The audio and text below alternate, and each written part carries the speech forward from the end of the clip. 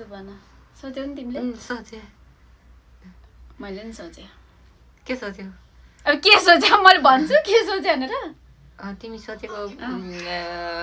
वस्तु हैन कुरा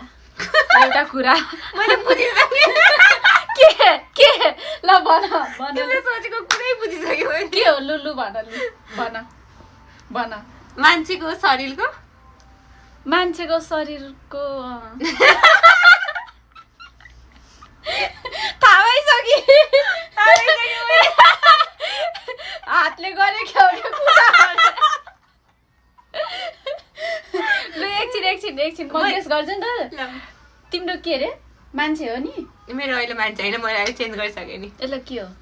अरू चाहिँ लिभिङ थिङ्स कि non living things living things तर त्यो जे पनि हुन सक्छ मान्छे चाहिँ होइन रुख हो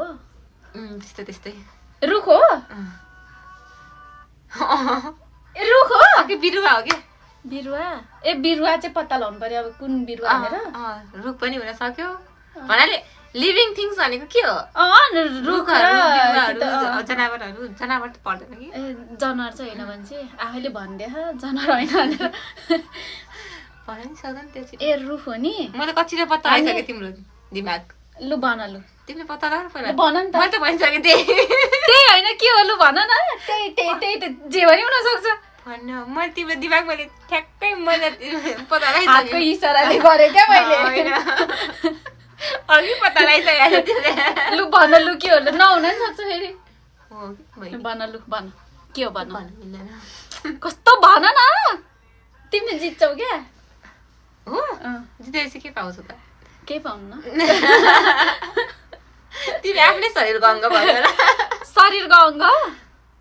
भन लु तिमीले सोचेको के हो भन लु हो कि अघि हो कि होइन भन्छु क्या लु कस्तो त्यही शरीरको अङ्ग होइन क्या होइन अङ्ग होइन गन्दी सोच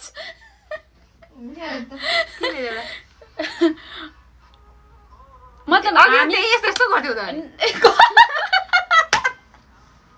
यता हामीसँगै रिलेटेड छ मान्छेसँगै अङ्ग चाहिँ होइन अङ्ग चाहिँ भन्नु मिल्दैन